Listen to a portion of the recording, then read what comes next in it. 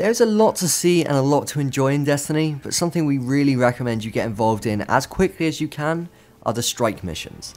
That's the co-op component of Destiny.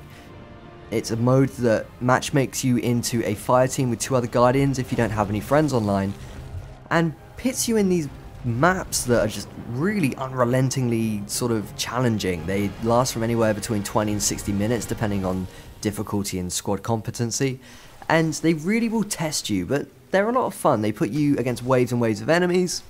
You're going to find some cool loot chests, and you're going to down these bosses that you just simply wouldn't be able to take down on your own, and you're probably going to have some fun, celebrating the victory. But it's important to know your role. If you know your class inside and out, great. If you don't, well, you're going to be staring at these respawn screens quite a lot, because they, as I said, they are pretty challenging.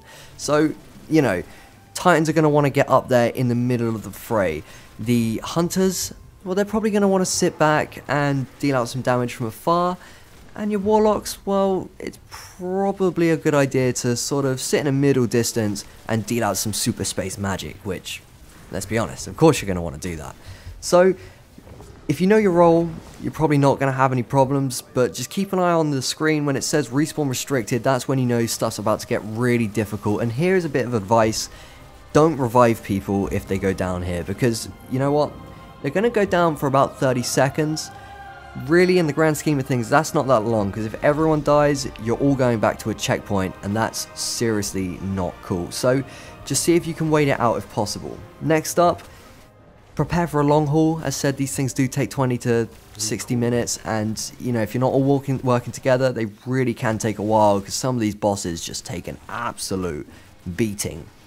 Another piece of advice that we really do advise you: keep an eye on your cooldowns. So there's little bars in the bottom left hand corner that sort of go down and up. When you use an item or a grenade or your melee attack, they basically deplete, and you then need to recharge them by shooting at things and killing things. They do a lot of damage, so keep an eye on those, and basically make sure that you're using them on weak points on enemies if possible, because that's how you're going to deal the most damage, and that's how you're going to get through these things.